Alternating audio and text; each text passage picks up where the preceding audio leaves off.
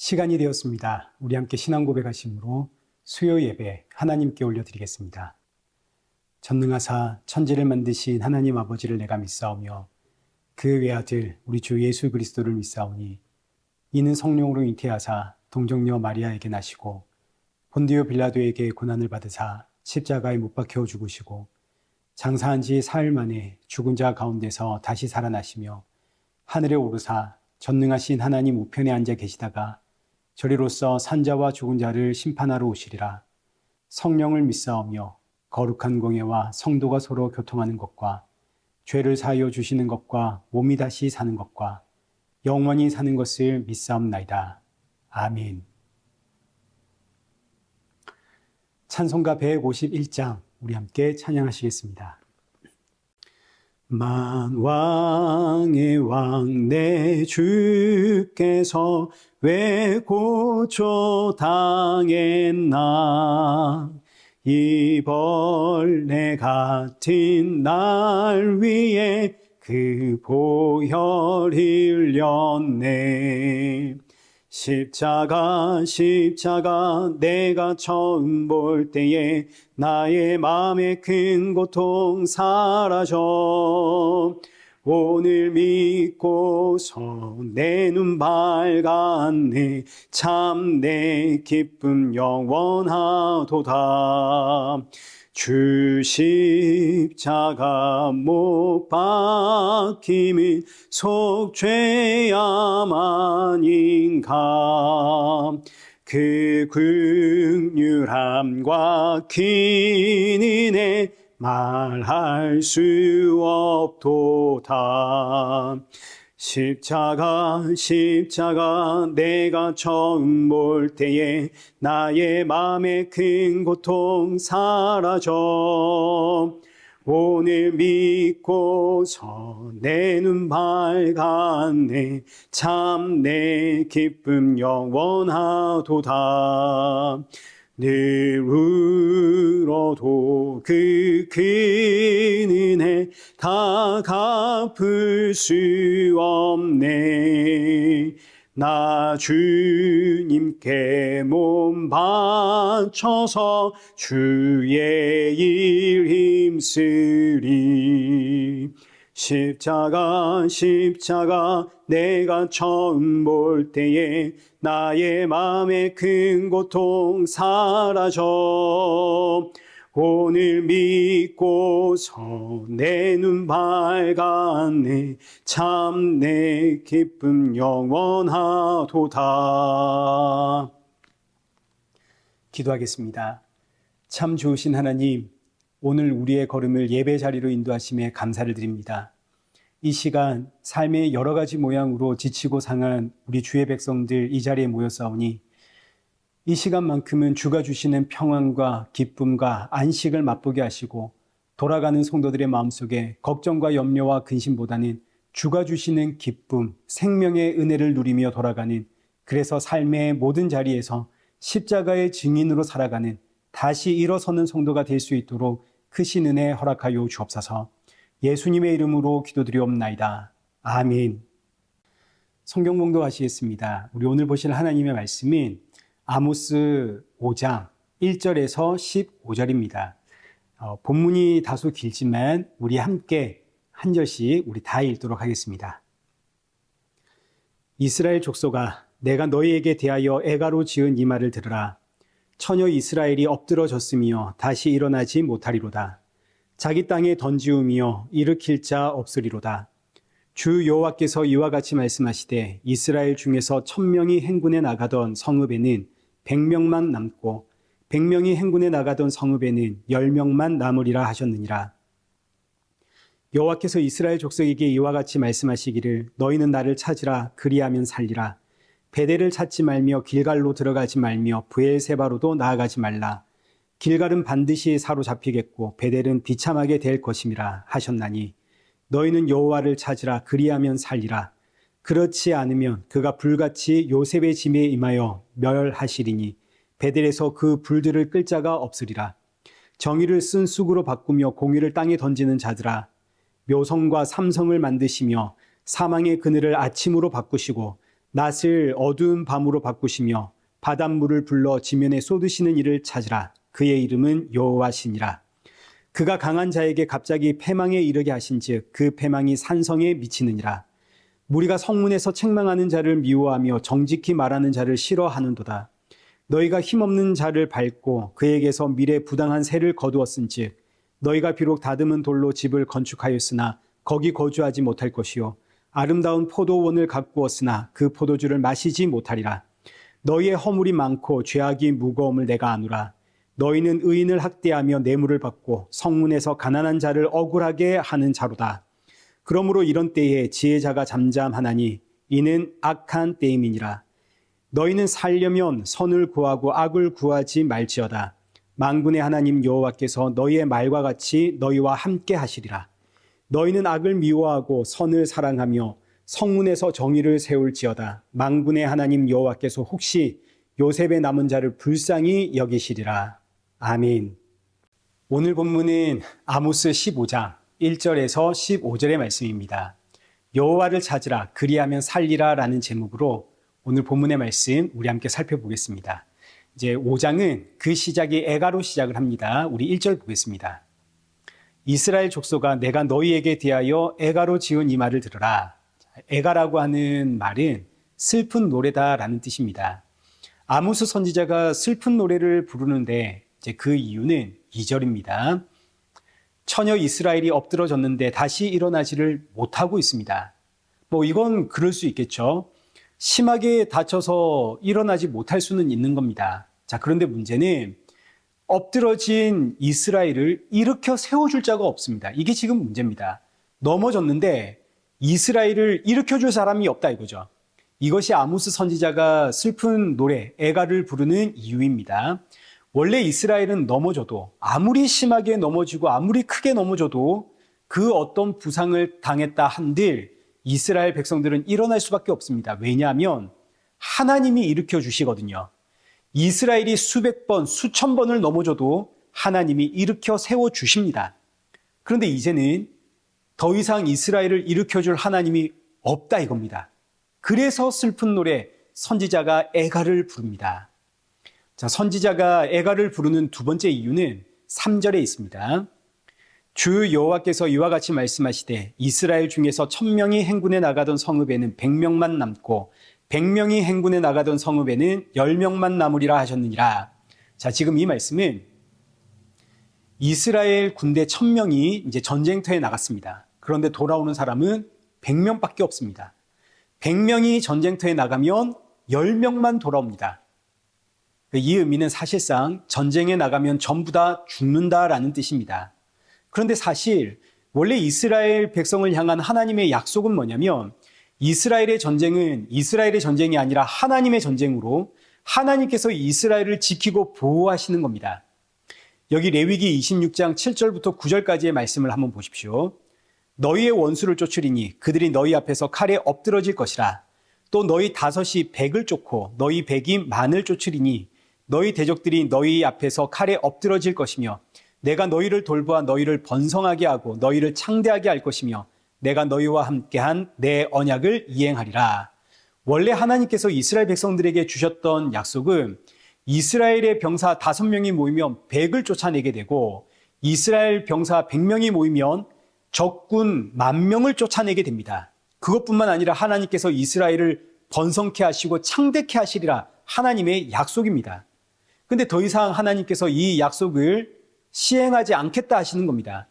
오히려 너희 1000명이 전쟁터에 나가면 100명만 돌아올 것이고 100명이 전쟁터에 나갔다 10명만 돌아올 것이다 라고 말씀하시므로 이스라엘의 멸망, 이스라엘의 심판을 선고하십니다. 그래서 선지자가 슬픈 노래를 부른다 이거죠. 자, 그러니까 지금 슬픈 노래를 부르는 이유가 이제 크게 두 가지입니다. 첫째, 이스라엘이 넘어졌는데 더 이상 이스라엘을 일으켜줄 하나님이 계시지 않습니다. 둘째, 하나님께서 더 이상 이스라엘 민족을 보호하고 지켜주지를 않습니다. 자, 이어지는 내용은 여기에 대한 부연 설명입니다. 4절부터 13절까지는 왜 하나님은 넘어진 이스라엘을 이제 일으켜주지 않는가?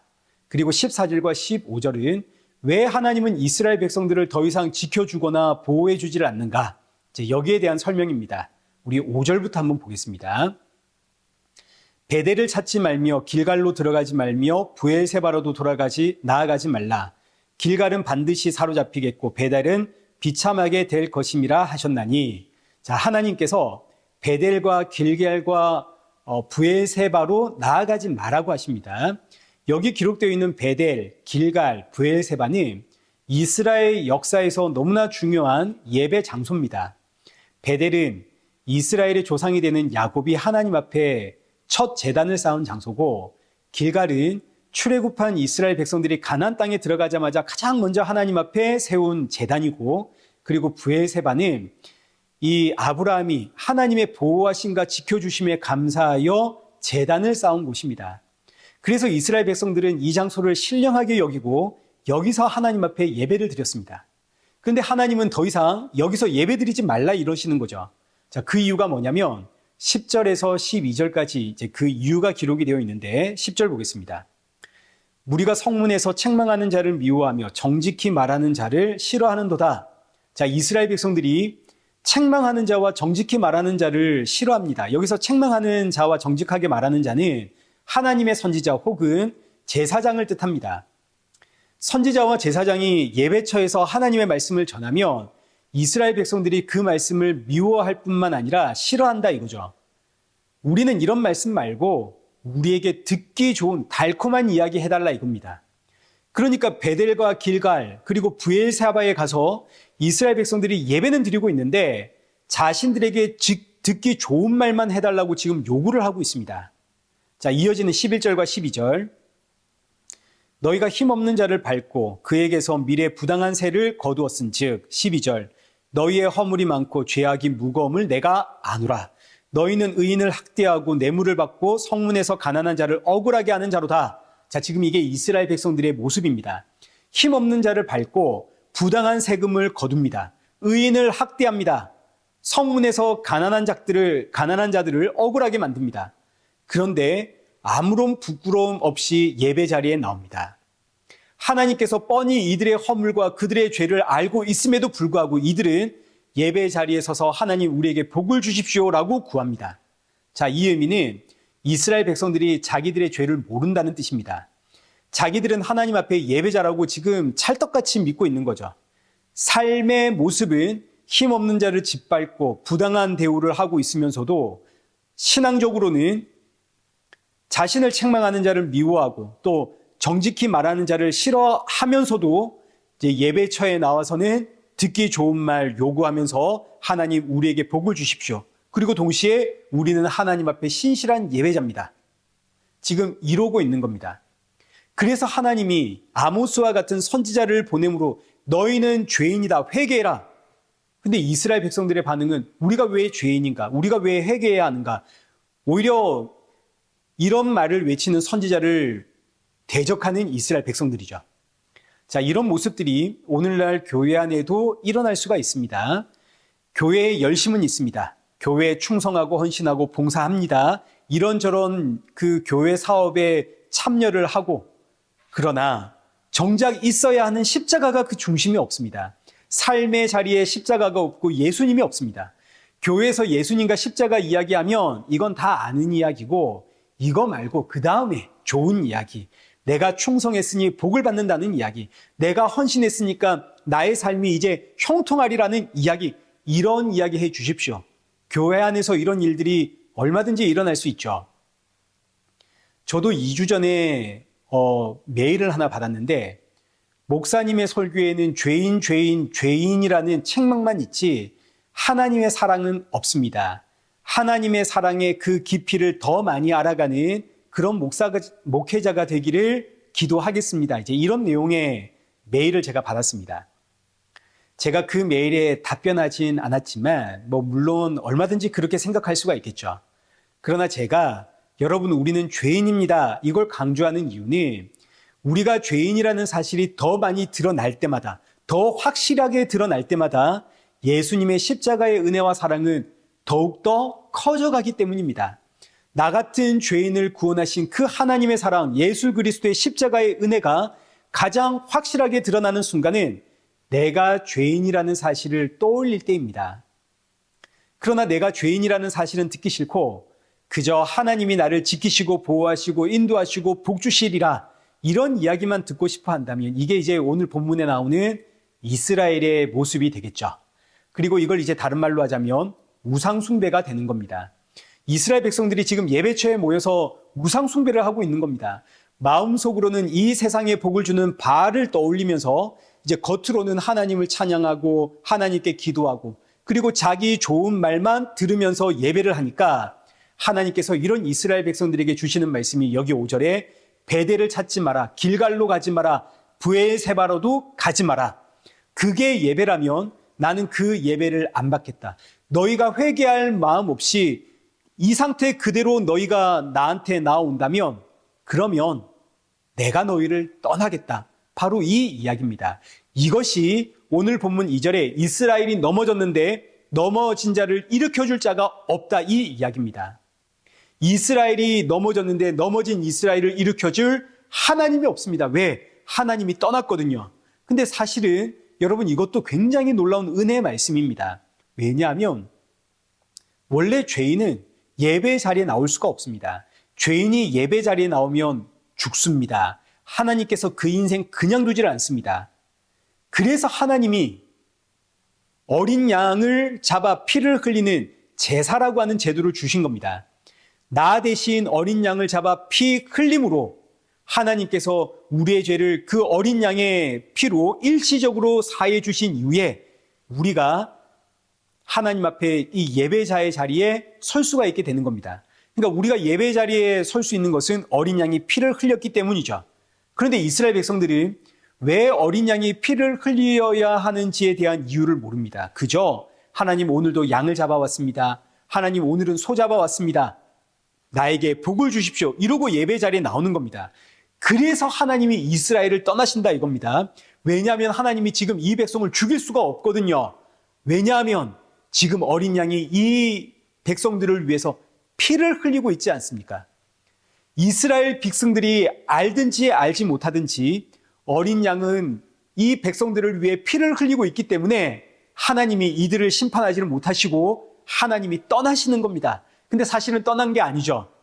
이스라엘 백성들이 어떠한 모습으로 있든 사실 이들을 위해 피 흘리고 있는 이 어린 양이 하나님의 이야기 아닙니까? 하나님이 떠나신 것이 아니라 하나님이 묵묵히 이들을 위해서 그저 피를 흘리고 계시는 겁니다. 자, 그래서 12절 말씀 보시면 그러므로 이런 때에 지혜자가 잠잠하나니 이는 악한 때임이니라 이렇게 나오는 겁니다. 여기서 지혜자란 하나님입니다. 하나님이 잠잠합니다. 왜냐하면 이들이 너무너무 악하거든요. 아무리 외쳐도 듣질 않습니다. 그래서 하나님이 침묵하시며 하나님의 때를 기다리며 잠잠히 아무것도 안 하는 것이 아니라 이스라엘을 위해 피를 흘리시는 겁니다. 여러분, 이 얼마나 놀라운 은혜의 말씀입니까? 그래서 이 구약을 신약의 예수님의 그림자라고 하는 겁니다. 예수님이 하나님이 피 흘리고 계십니다. 자, 그래서 아모스 선지자가 지금 애가를 부른다 이거죠. 그러니까 이 애가는 가만 보니까 이스라엘을 향한 애가가 아니라 하나님을 향한 애가입니다. 아무도 하나님의 마음, 그 하나님의 사랑, 하나님의 공로를 아는 자가 없습니다.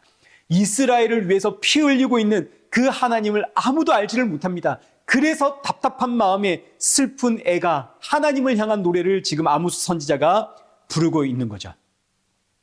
자, 이제 두 번째. 그럼 하나님은 지금 왜 이스라엘을 지키지 않겠다 하는가? 3절 말씀을 다시 보시면 전쟁터에 1000명이 나가면 100명이 돌아오고 100명이 나가면 10명이 돌아온다. 이제 하나님이 더 이상 이스라엘을 지키지 않겠다, 보호하지 않겠다 이런 뜻입니다. 그 이유가 이제 14절과 15절에 나옵니다. 우리 함께 보겠습니다. 너희는 살려면 선을 구하고 악을 구하지 말지어다. 만군의 하나님 여호와께서 너희의 말과 같이 너희와 함께 하시리라. 너희는 악을 미워하고 선을 사랑하며 성문에서 정의를 세울지어다. 만군의 하나님 여호와께서 혹시 요셉의 남은 자를 불쌍히 여기시리라. 자, 지금 여기서 주목해야 할 말씀이 어디냐면 여기 15절 하반절입니다. 여기 15절 하반절 말씀을 보시면 여호와께서 혹시 요셉의 남은 자를 불쌍히 여기시리라. 자, 이 말씀은 이스라엘이 회개한다고 해서 하나님이 무조건 용서해 주는 건 아니다라는 뜻을 가지고 있습니다. 혹시가 붙어 있지 않습니까? 혹시. 자, 그러니까 이 의미는 용서하는 것은 하나님의 마음이라는 뜻입니다.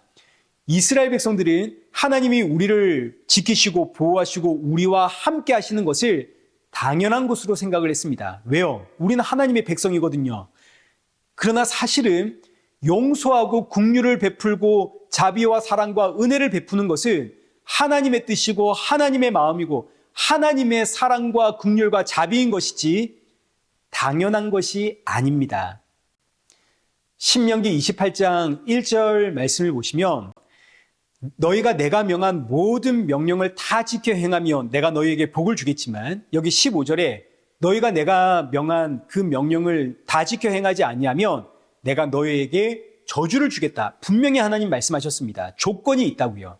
자, 그러니까 그동안 이스라엘 백성들의 그 범죄에도 불구하고 하나님이 이스라엘 백성들을 지키시고 보호하신 것은 그야말로 하나님의 뜻, 하나님의 마음, 하나님의 사랑과 자비와 긍휼인 것이지 당연한 것이 아니었습니다.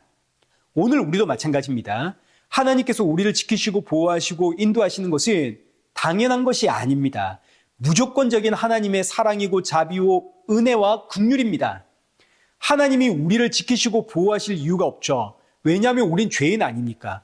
우린 돌아서면 세상을 사랑하고 물질을 사랑하고 내 자존심 챙기고 감사와 그 찬양보다는 사실 원망과 불평과 또 세상을 향한 불안함과 염려, 근심 속에서 살아가고 있는 우린 그런 인생 아닙니까?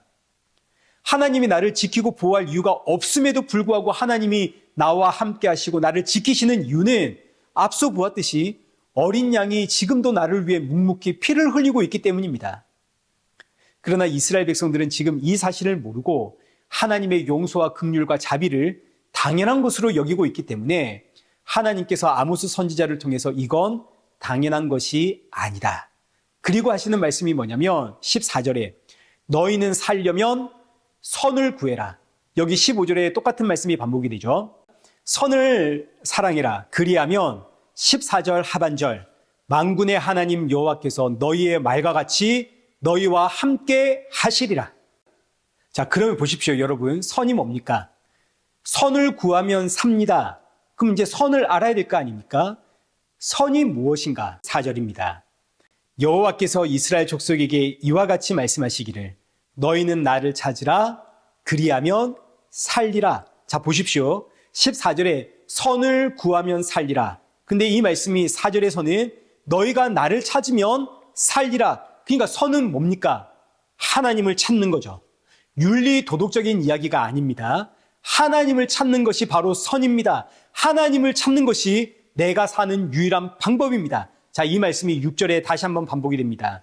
너희는 여호와를 찾으라. 그리하면 살리라. 자, 그리고 이어지는 8절에서는 그 하나님이 누군가에 대한 설명이 나옵니다. 8절.